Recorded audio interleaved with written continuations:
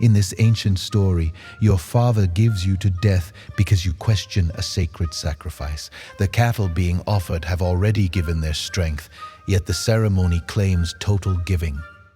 You see the contradiction, ask where you belong in the offering, and his anger sends you toward death's house. 3 nights later, wealth, pleasure, status, family continuity, and long life will be placed in front of you. Your answer will expose the same choice hiding inside your own life.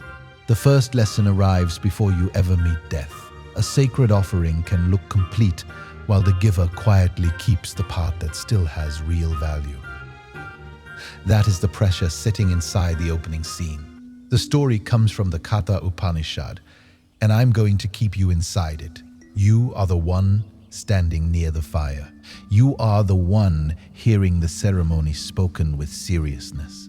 You are the one looking past the words toward the cattle being given away.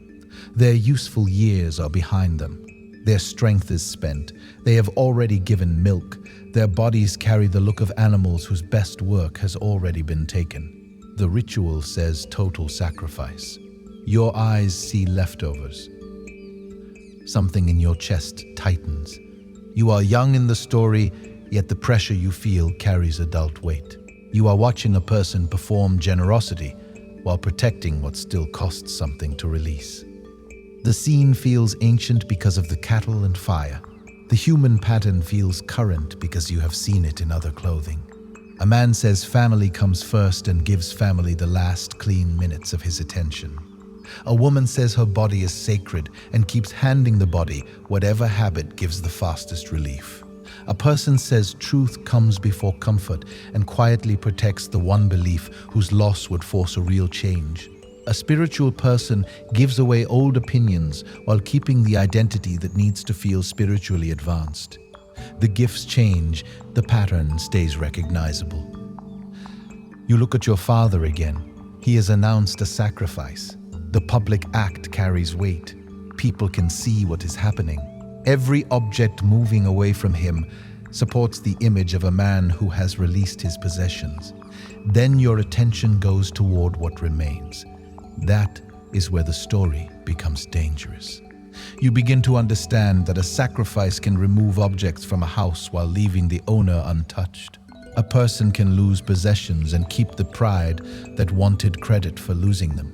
A person can give away what has become easy to release and preserve the attachment that actually governs the life. Your father is giving cattle. You start wondering where you belong in the offering.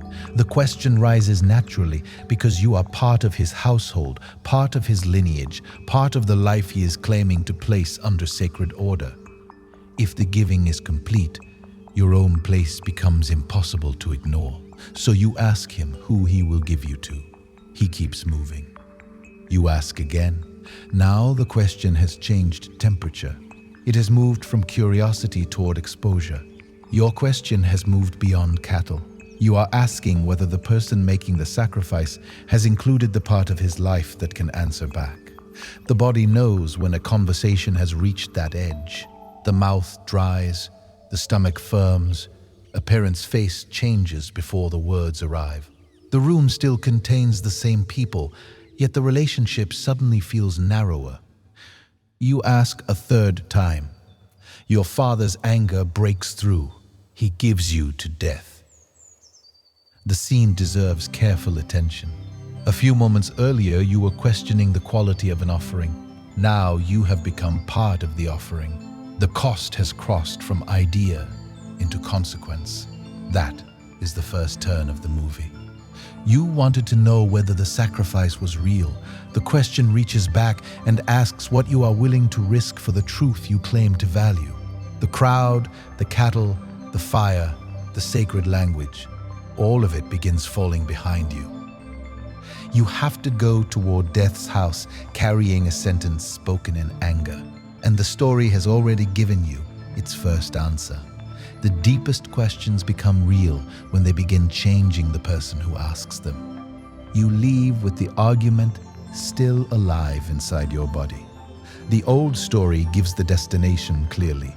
Death is where you are headed. The road between your father's anger and that house is where the imagination starts filling in the silence. You replay the third question. You hear his answer again. Part of you wants to stay angry because anger makes the situation simple. He was wrong. You were the one asking the honest question. The roles feel clean when you hold them that way. Then the road gets longer.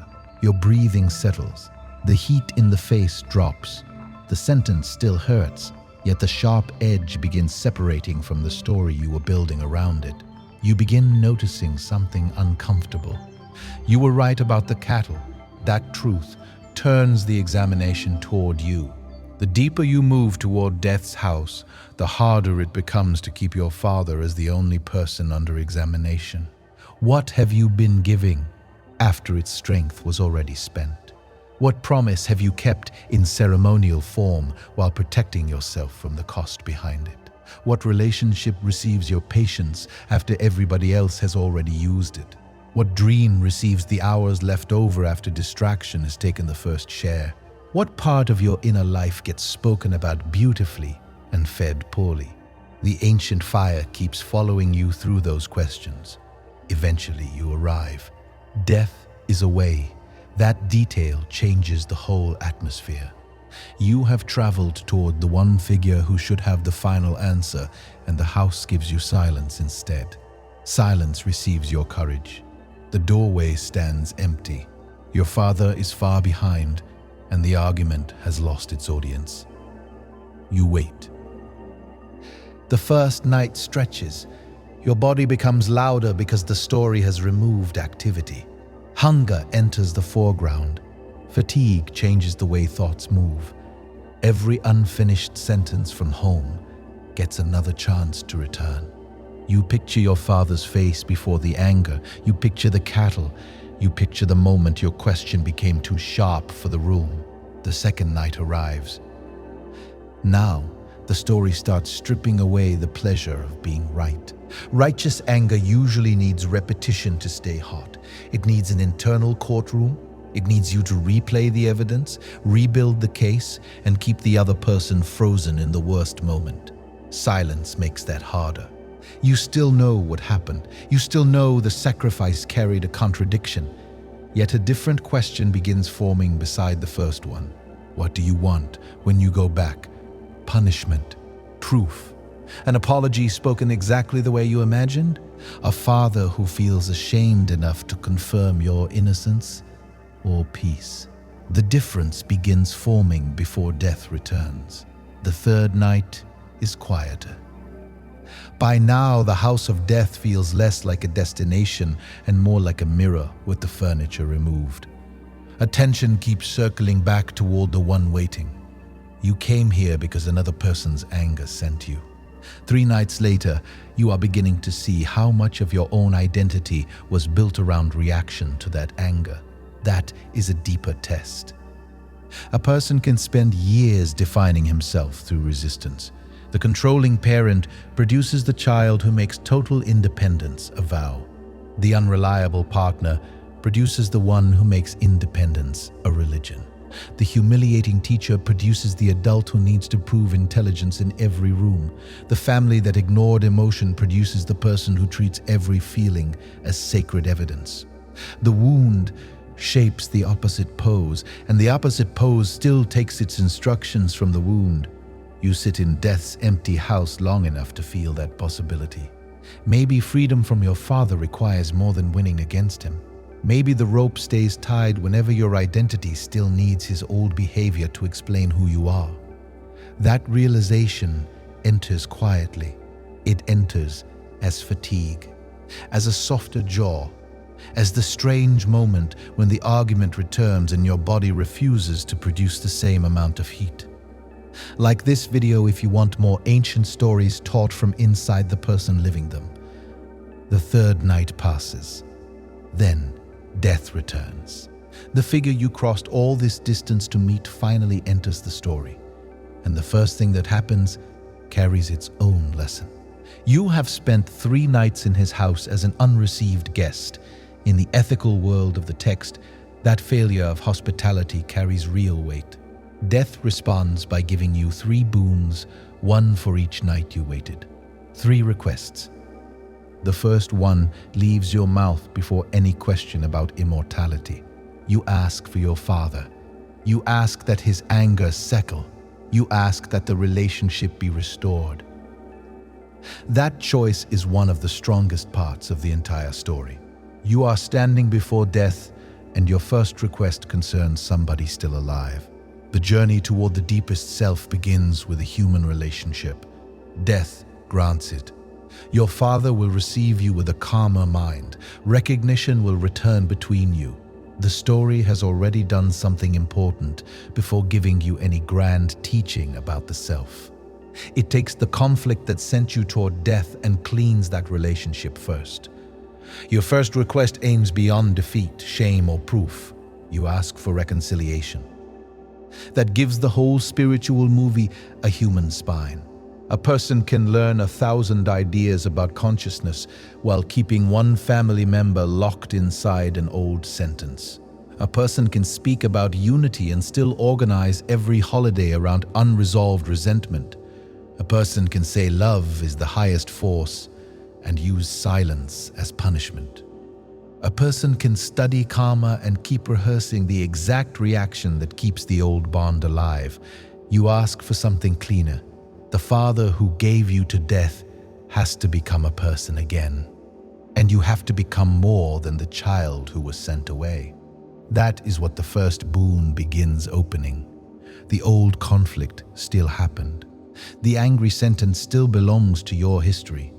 Yet the future relationship receives space to become something beyond that moment. This is a mature kind of forgiveness. The event keeps its shape, the wound stays real, and the identity built around the event loosens. You begin to see how memory can be accurate and still lose its authority over the present. That distinction is worth carrying. There are memories that deserve to remain clear. A betrayal happened. A parent failed. A friend disappeared when you needed him. A partner lied. A sibling crossed a line. A teacher humiliated you. A business partner exposed a side of himself you had ignored. Memory can hold the facts. Then the body adds another layer. The chest tightens whenever the name appears. The shoulders prepare before the person enters the room. The stomach reacts to an old tone.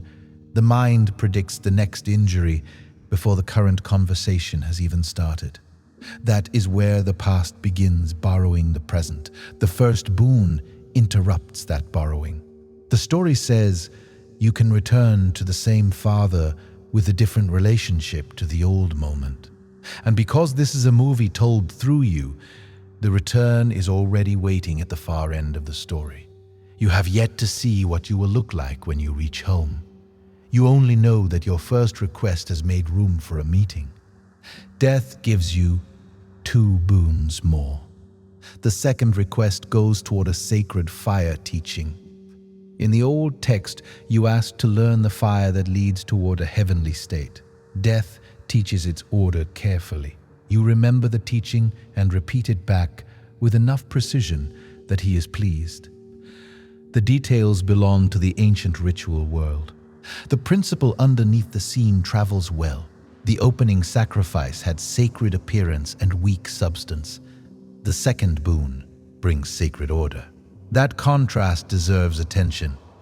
Your father's offering looked complete while the valuable part stayed protected. Now you are taught that an offering has structure. Fire receives what is placed into it. Order decides how the whole act is carried.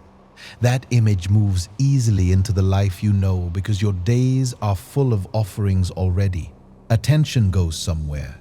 Speech goes somewhere. Time goes somewhere. Money goes somewhere. Sexual force goes somewhere. Patience goes somewhere. Anger goes somewhere. The first clear hour of the morning goes somewhere. The last clean hour of the evening goes somewhere. You are constantly feeding fires. Some burn quietly for years. A career receives 10,000 mornings. A resentment receives 10,000 rehearsals. A child receives the version of you that arrives home. A private compulsion receives the private minutes. A craft receives practice. A body receives sleep or receives stimulation. A relationship receives honesty or receives avoidance. A spiritual path receives experience or receives vocabulary. The source story can stay in its ancient world. The fire image already reaches your phone, your job, your kitchen, and your bedroom. Whatever receives repeated offering gains weight in the system. You can see that inside a simple habit. The first time you reach for the phone during discomfort, the act feels small. After enough repetition, the hand moves before the thought becomes clear. The first time you avoid a hard conversation, relief feels temporary. After enough avoidance, the relationship learns that silence is the root around pressure. The first time you spend money to change a mood, the purchase feels separate from emotion. After enough repetition, the body begins associating buying with relief. Offering builds direction. This is karma in a form you can feel. Action leaves memory. Memory lowers the distance between trigger and response. The body becomes quicker at the route it has traveled many times. The sacred fire teaching therefore lands beside the cattle for a reason. The first scene asks whether your offering is real. The second asks what repeated offering is building. You are still inside death's house, yet the story has already moved from hypocrisy toward responsibility. Death teaches. You listen. You repeat the fire knowledge back. You receive instruction and hold it quietly before performance can enter. Death grants the second boon. One request remains. The room grows quieter. Everything up to this point has prepared you for the question you carried into the house in the first place. You have repaired the relationship behind you. You have learned the order of offering in front of you. Now you ask about the boundary every body eventually reaches. What becomes of the conscious being when the body dies? Death pauses. For the first time, the teacher in front of you pushes the question away. He tells you the subject is subtle. The old text presents even the divine world as having wrestled with this question. He offers you another request instead. You stay with the question. That is important because your refusal begins before the temptations get large. You are asking whether conscious existence continues beyond bodily death, and death is asking whether you can leave the question unanswered. You choose the answer. Then the offer expands. The room changes. Death begins placing the entire visible world on the other side of the scale. Long life, children and grandchildren who thrive, animals which in the world of the story carry wealth, gold, horses, land, authority, music, beauty, pleasure. Years, everything that can make a human life feel full from the outside. The offer is almost generous enough to disguise the test. Inside your body, the offer carries real pull. The offer creates a future that seems capable of removing every ordinary excuse for dissatisfaction. Enough resources, enough time, enough admiration, enough comfort, enough family continuity to feel that your name keeps moving after you, enough pleasure to keep boredom far away, enough status to make strangers treat you differently when you enter a room, enough security to postpone the question for decades. Death is giving you the dream version of postponement, and that is the midpoint of this story. The bargain has become clean. You can receive almost everything a person can desire. The price is the question. You feel the pull. That part has to stay in the movie because a refusal against a weak temptation teaches very little. You look at the wealth, you understand what it can do. Money can reduce real suffering. Land can create security. Family can create belonging. Long life can create more time with the people you love. Music and pleasure can make existence beautiful. The offer has actual value. That is why your answer carries weight. You see one thing clearly. Every item in front of you still lives inside time. The gold can be gained and lost. The land can pass to another owner. The horses age, the body ages, the beautiful experience ends. The music stops, the children grow, the grandchildren become old people in somebody else's story. Long life is still life measured in years. You are asking what knows the years. Death offers content. You keep asking about the one to whom the content appears. That distinction changes everything. You can feel how easily a life gets built around content. One achievement becomes the next requirement. One income level becomes normal. One house becomes the platform for a larger house. One audience size becomes the minimum needed to feel visible. One relationship becomes the place where the fear of loneliness hides. One spiritual experience becomes the standard every later day has to match. The pleasant thing arrives, the body adapts, and the finish line moves. That cycle can consume 40 years while looking like progress. You are standing before the one figure who can strip the illusion from the offer. Death controls the boundary of the body in this story. Endless possession looks small from his side of the threshold. You ask yourself what 100 extra years would solve if the deepest question stayed untouched. The answer becomes obvious. More time can extend a direction while choice still belongs to you. More money can amplify character while character still has to be lived. More pleasure can fill the senses while awareness receives the sensation. More status can organize how other people look at you while your deepest identity remains your own.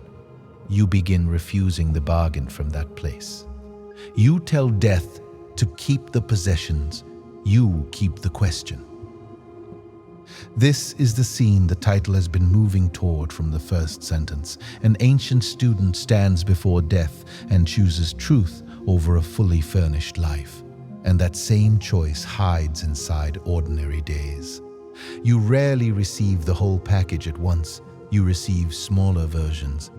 An uncomfortable truth rises in a relationship, and your phone offers somewhere else to look.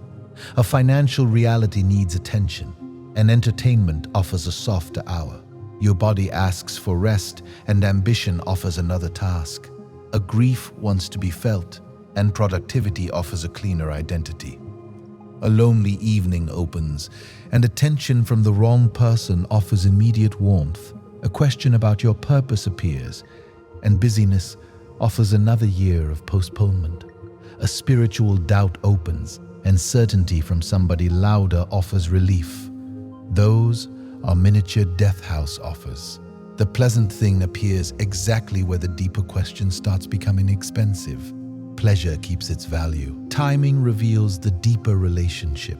The same meal can be nourishment or avoidance.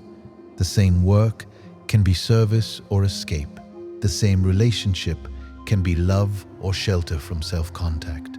The same spiritual teaching can be illumination or another way to avoid the life waiting outside the video. The action alone gives incomplete information. The direction underneath it tells you more. The question stays in your hands. That choice changes death's posture toward you. The testing phase ends. The teaching begins. Death gives you a distinction simple enough to survive thousands of years. Two directions keep appearing in human life.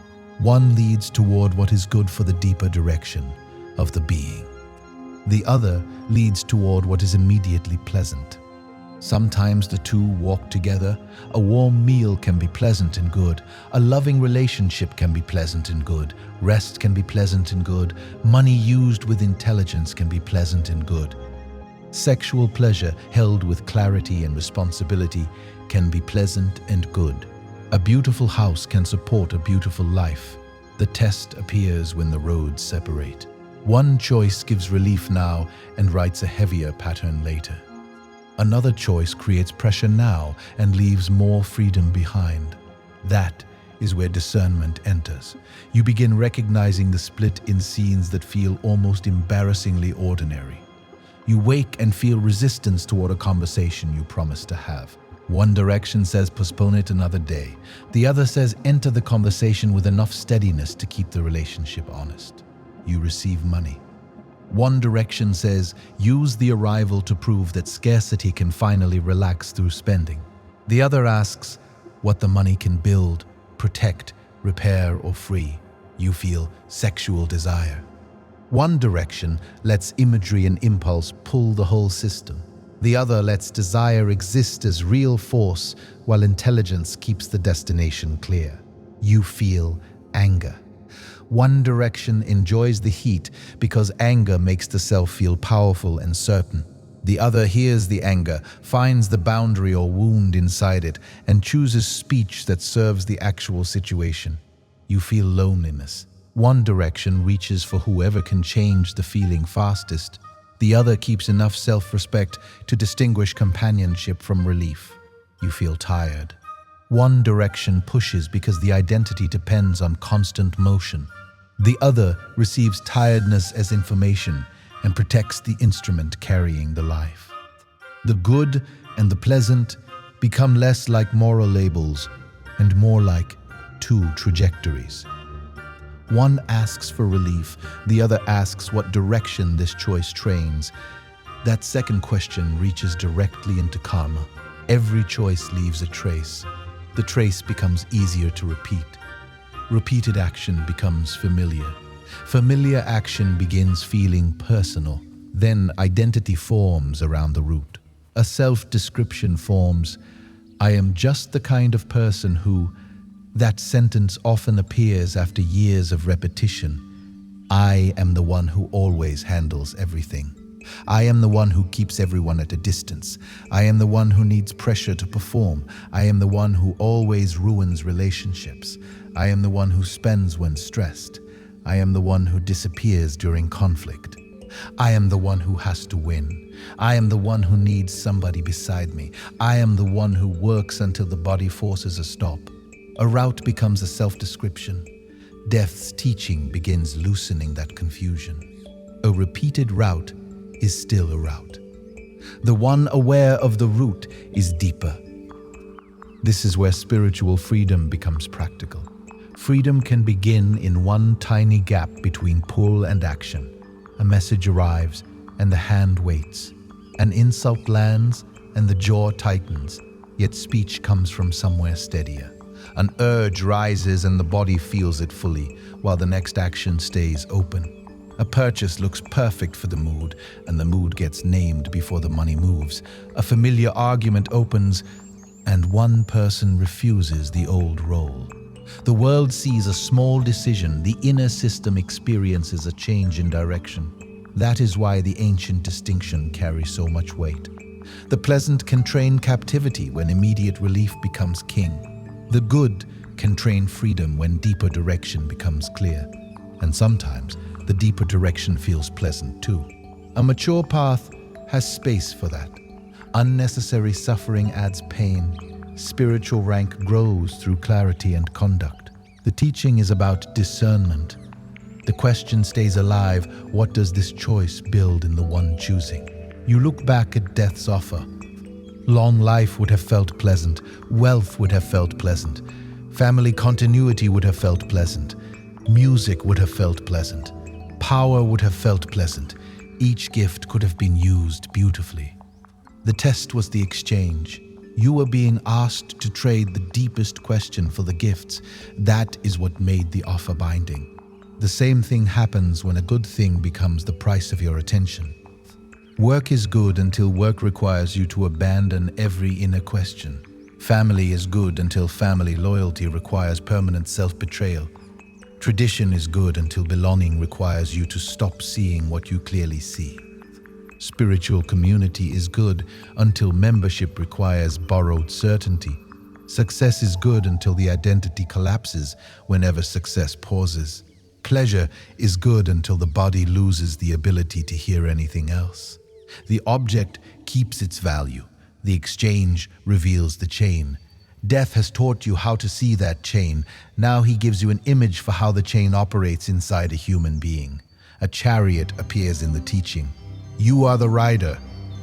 Your body is the chariot. Intelligence is the driver. The mind is the reins. The senses are the horses. The roads are the objects and experiences toward which the senses move.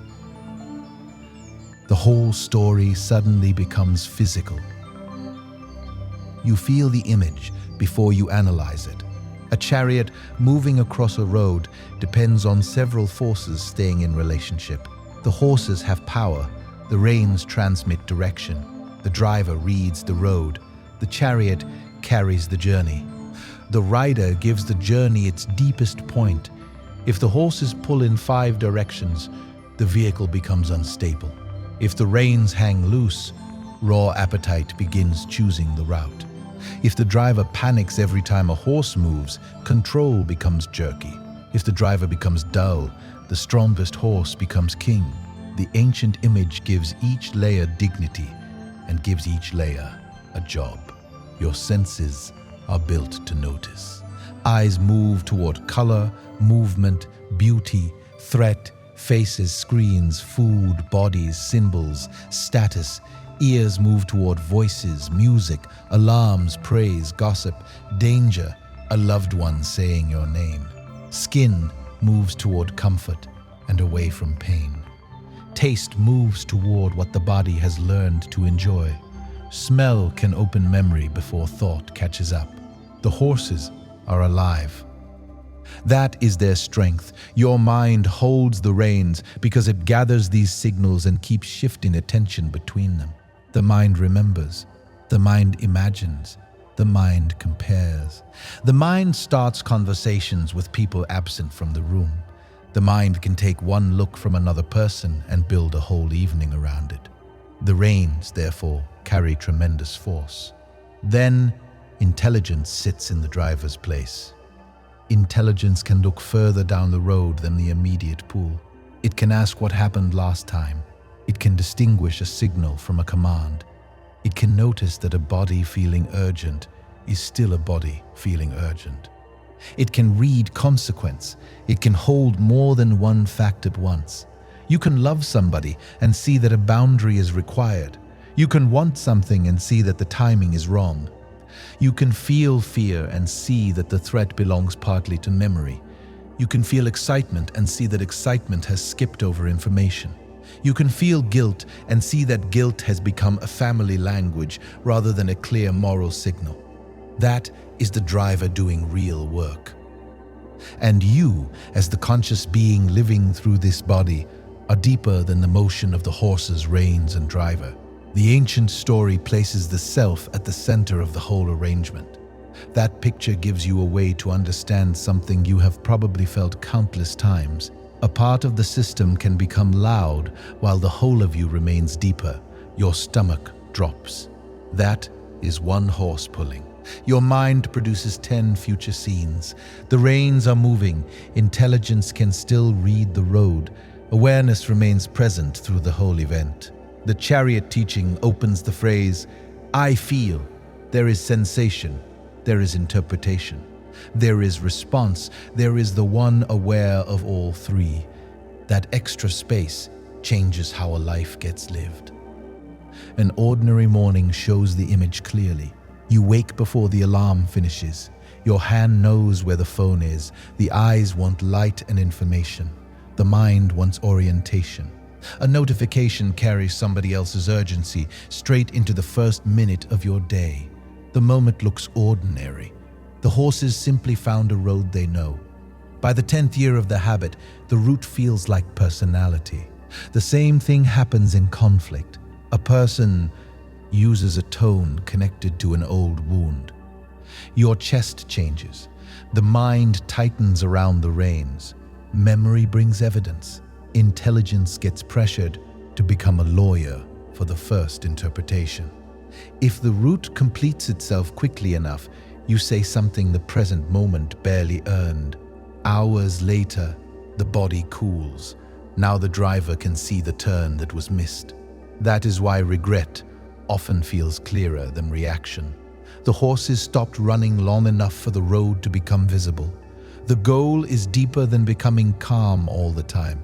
A calm person can still be confused. A fierce person can still be clear. The real question is whether each force keeps its proper relationship. Anger can become useful when it shows that a boundary has been crossed. and intelligence chooses the form of response. Desire can become useful when it shows where energy wants to move, and intelligence reads the whole field. Fear can become useful when it detects danger and still allows reality to update the prediction. Grief can become useful when it reveals the depth of attachment and gives love a way to change form. Pleasure can nourish the life, while the reins stay connected to intelligence.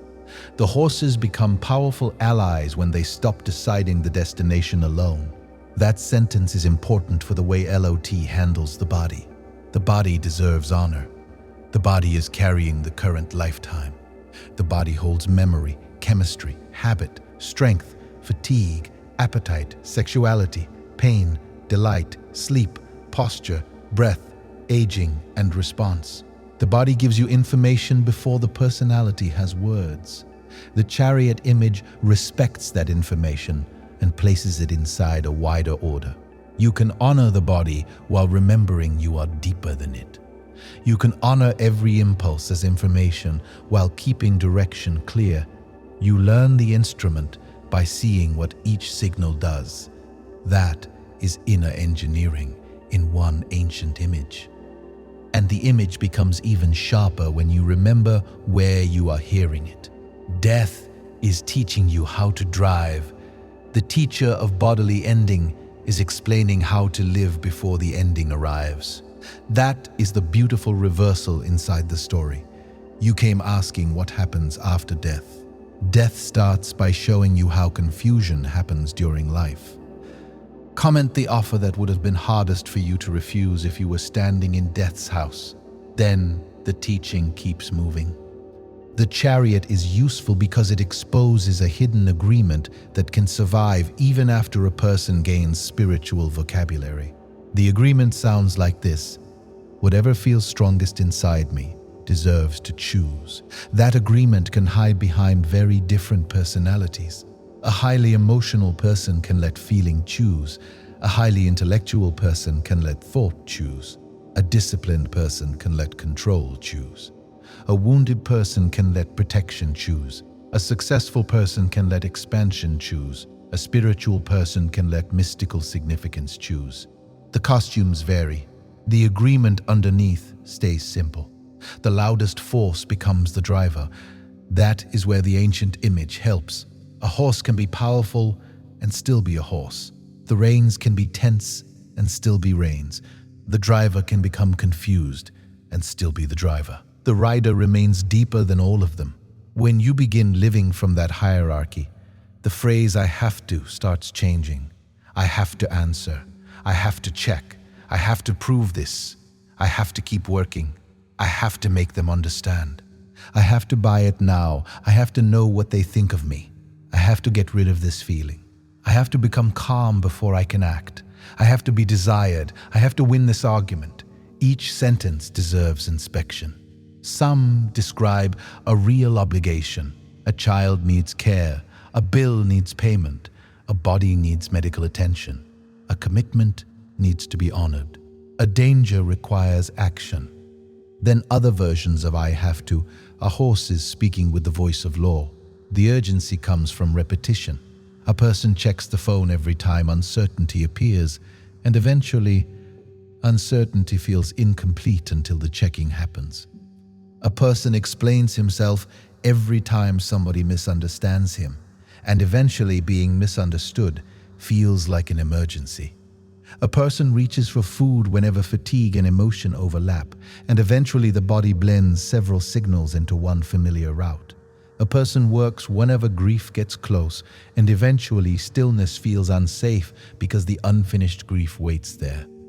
A person seeks sexual stimulation whenever tension builds, and eventually the nervous system learns one narrow exit for a much wider force. The chariot gets trained. This is why karma has such a physical quality in our teaching. Action becomes memory. Memory becomes expectation. Expectation shapes attention. Attention makes certain roads easier to see.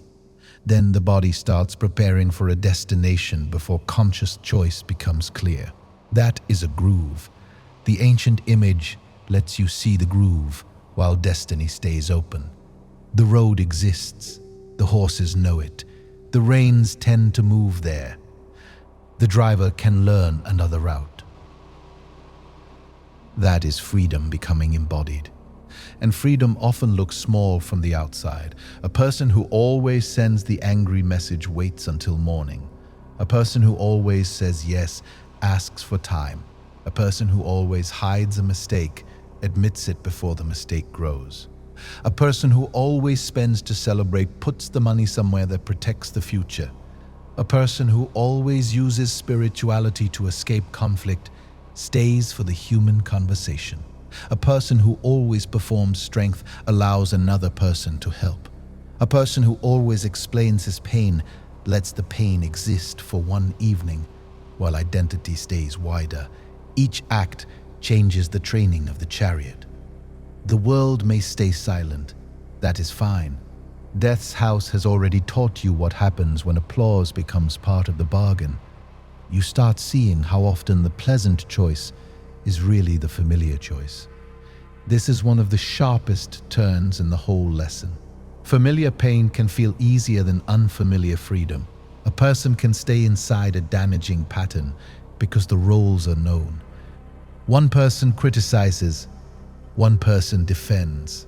One person withdraws, one person chases. The argument hurts, yet everybody knows the choreography. A cleaner relationship would require new behavior.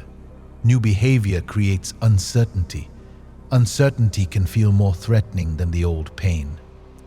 So the system chooses the familiar road. That is the pleasant wearing strange clothing. The pleasure comes from prediction. The body knows what happens next. The good may require stepping onto a road with fewer landmarks. You can see this in families. A father controls because control is how fear learned to express care. A child grows into an adult who resists every suggestion because resistance became the proof of freedom. Years pass. The father's control softens. The adult child still feels the old reins tighten whenever advice appears. The outer situation changed. The chariot kept the route. Your first boon returns here. You asked for peace with your father. That request carries more depth after the chariot teaching. Peace requires more than your father calming down. Your own horses have to stop treating his voice as a permanent command. Your mind has to stop pulling every present conversation through the oldest version of him. Your intelligence has to read who is actually standing in front of you when you return. And you, as the soul moving through this body, have to let the relationship become current. That is a spiritual task. It fits inside an ordinary table, doorway, or phone call. It can happen at a table. It can happen in a doorway. It can happen during a phone call where an old tone appears and the old response stays unused. The first boon and the chariot are beginning to connect. One teaches reconciliation. The other teaches how reconciliation becomes possible inside the system. Death is giving you a map that can survive the journey home. Death takes the teaching deeper. The senses move toward their objects. The mind gathers the movement. Intelligence can see beyond the immediate pull. Then the old text places the self deeper than intelligence. That hierarchy changes the meaning of self-control. Control at the level of the mind can become exhausting when the mind believes it has to fight every horse by force. The ancient teaching points toward recognition before force. The rider is the conscious presence at the center. You can train the driver. You can steady the reins. You can care for the horses. The entire system serves a deeper presence. When that order becomes clear, discipline changes temperature. It becomes less like punishment and more like alignment. You sleep because the instrument needs sleep. You eat with enough awareness to hear appetite and satiety. You use money with enough distance to keep money in its proper role. You protect sexual force from compulsion because creation energy deserves direction. You speak carefully because words can keep a conflict alive long after the original event. You choose company with discernment because relationships train the nervous system and the identity together. You build skills because ability expands what the driver can do. You allow pleasure because a living body has capacity for pleasure. You let pleasure stay. One part of the road that is a very different life from suppression. Suppression tightens the reins until the driver spends the whole journey fighting the horses. Indulgence drops the reins and calls the movement freedom. Alignment keeps contact with every layer. You feel, you think, you discern, you choose. You remain aware. The language can sound simple. Living it gets real when power enters. Death's earlier offer now returns with greater meaning. He tested the chariot with abundance. That sequence gives you a final third power test. Later in life, every offer can appear again in a modern form. You gain money. Your choices widen. The same intelligence that handled scarcity now has to handle options. Can the chariot carry abundance while appetite stays in its proper place? You gain status. People answer faster. Your opinion gets more weight. Rooms become easier to enter. Can the driver keep reading truth when praise changes the road? You gain sexual attention. Desire now receives opportunities rather than fantasies. Can the system hold attraction with responsibility, consent, clarity, and direction? You gain spiritual influence. People tell you that your words helped them.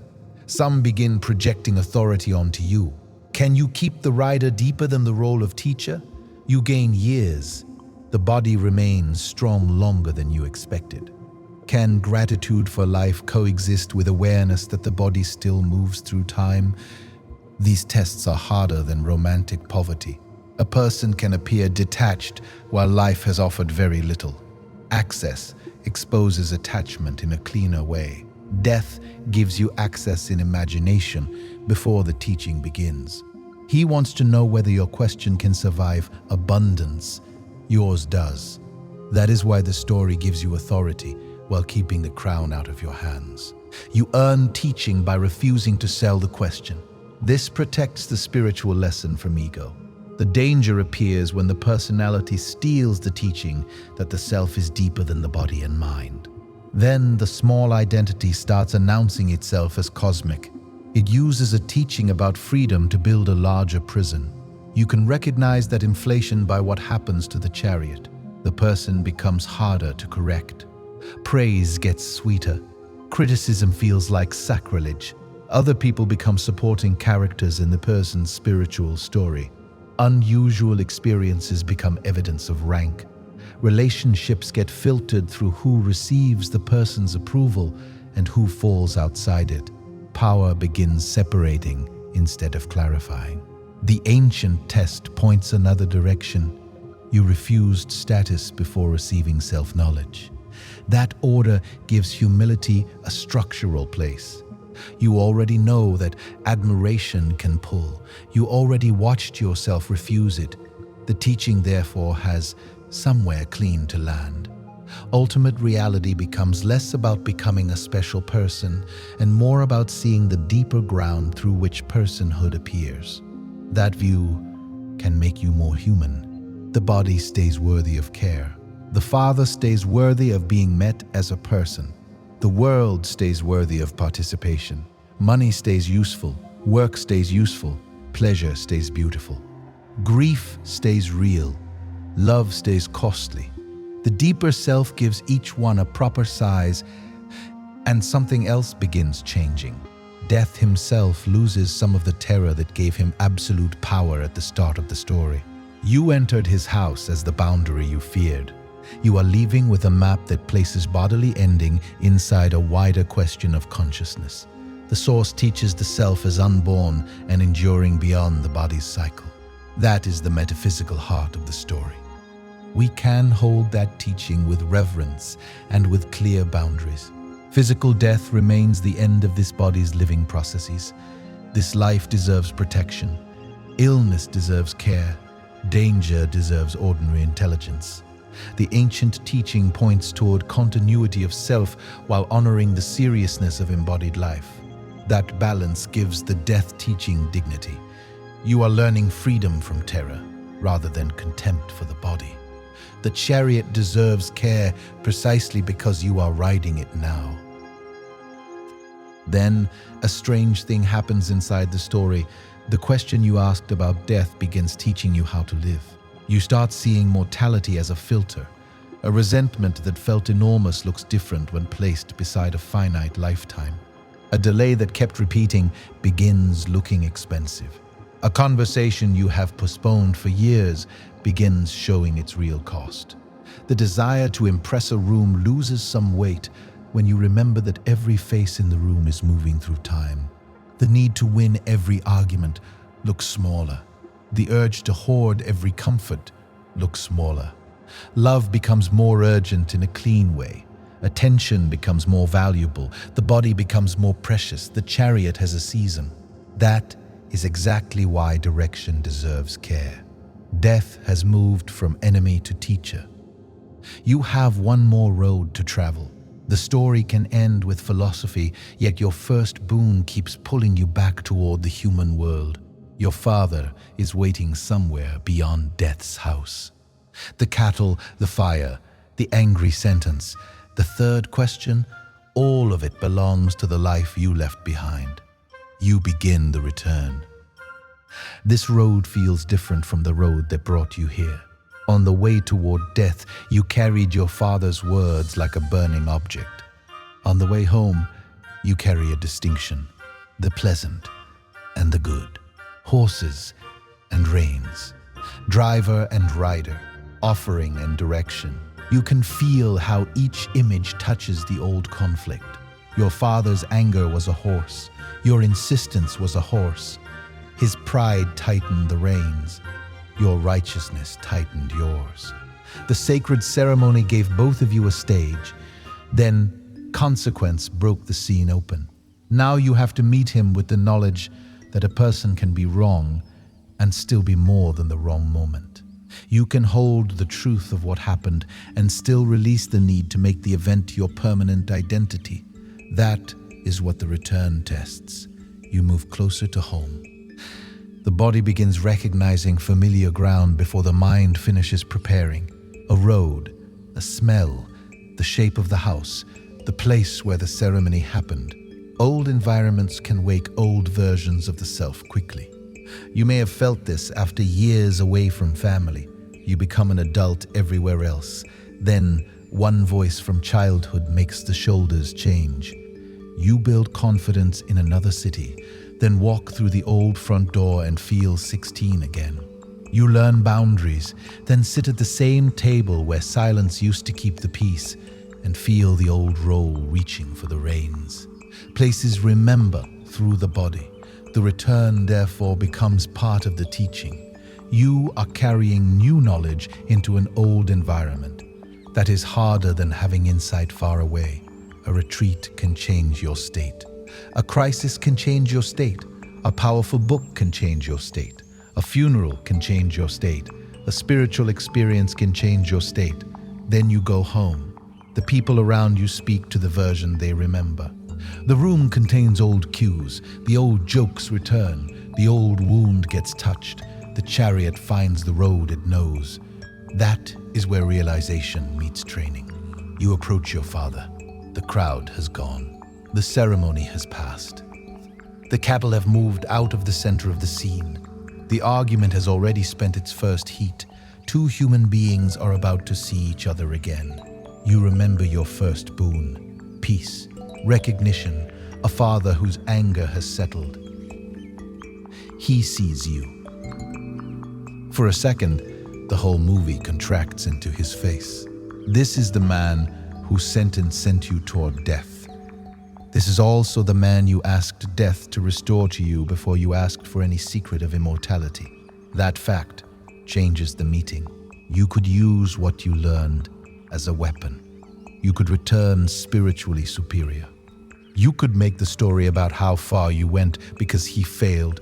You could demand that his shame become payment. Instead, you let the teaching reach the relationship. He recognizes you. The old text gives that restoration as the fulfillment of your first boon. Inside the movie, it becomes the proof that the journey came back to earth. You stand in front of him carrying everything death taught, the deepest self, the good and the pleasant, the chariot, the power of repeated offering, the difference between an old route and the conscious being aware of it. Then you face the person connected to the oldest pressure in the story. This is where knowledge either becomes life or stays information. Your father's face changes. Your body feels the old memory. The reins move. The driver stays awake. The rider remains deeper than the reaction. You meet him from the present. That is the emotional payoff of the ancient story. Freedom leaves the past intact and allows the past to stop driving the meeting. You can see how far that reaches beyond fathers, a former partner, a sibling, a friend, a teacher, a version of yourself you still punish, a place connected with grief, a decision that cost years, a mistake that became a private name. The return test asks whether the old road still owns the reins. Sometimes reconciliation happens between two people. Sometimes the other person has changed. Sometimes the other person remains difficult, and the clean response includes distance. Sometimes the person is gone and the relationship continues through memory. Sometimes the return happens entirely inside your own body. The principle stays alive. The past can remain true while losing its command over the present. That is a mature form of liberation. It requires current seeing rather than a fake happy ending. And now the cattle from the opening return one final time. At the beginning, you saw an offering made from what had already been spent. You knew something sacred was being performed with leftovers. After death's teaching, the image turns toward you with greater precision. What gets your best strength now? Which fire receives your clean attention? Which relationship gets the version of you that still has patience? Which work receives your sharp mind? Which habit keeps getting fed first? Which fear receives tomorrow before tomorrow even arrives? Which desire gets to touch the reins? Which truth keeps receiving leftovers? That is where the story stays alive after the ancient names disappear. The offering is your life in motion. Every day places something into the fire. Every repetition trains the horses. Every act touches the reins. Every clear choice strengthens the driver.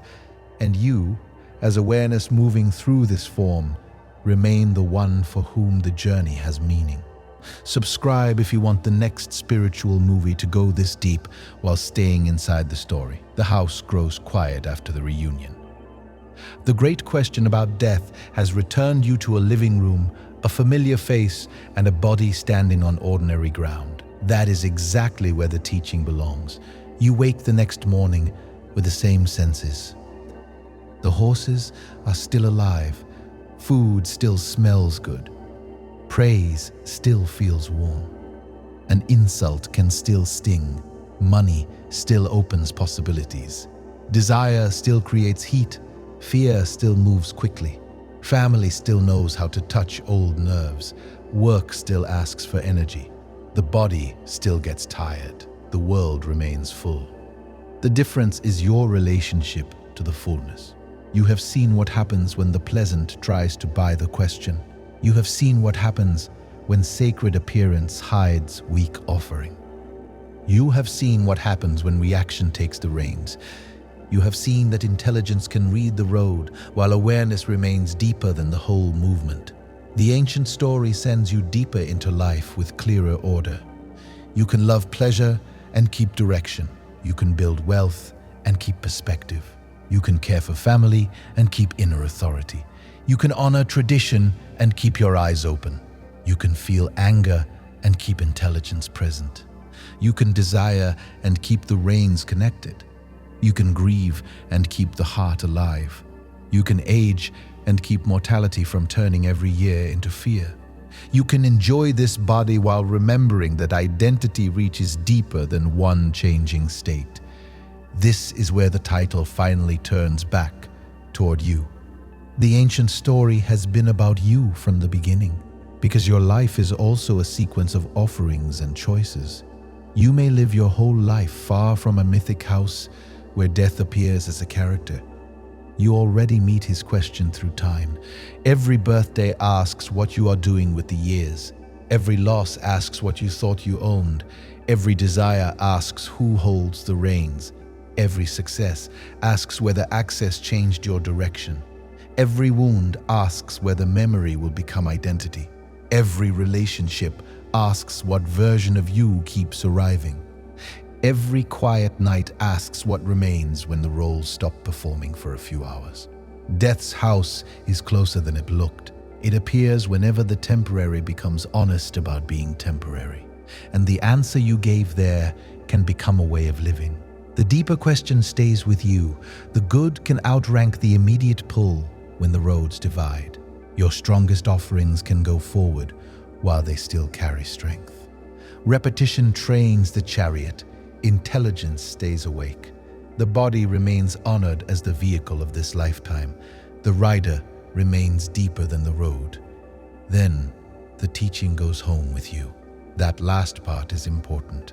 The teaching returns with you to the people. It returns to the unfinished work. It returns to ordinary responsibilities. It returns to the rooms where old reactions once took command. Knowledge becomes visible there. Your father recognizes you. You recognize him. The sacred fire from the beginning is gone. The exhausted cattle are gone. Death's house is behind you. The gold stayed with death.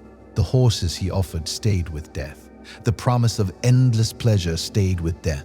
Yet one chariot remains. This body of yours. One set of reins remains. This mind, one driver remains available. Clear intelligence and one presence keeps witnessing the whole road. You. Morning opens. Your father is somewhere behind you in the house. The road outside is ordinary. A sound pulls your attention. A memory moves. A desire rises. The horses lean toward the world. The reins become warm in the hands of the driver. And for the first time in the story, death has fallen behind you. Life is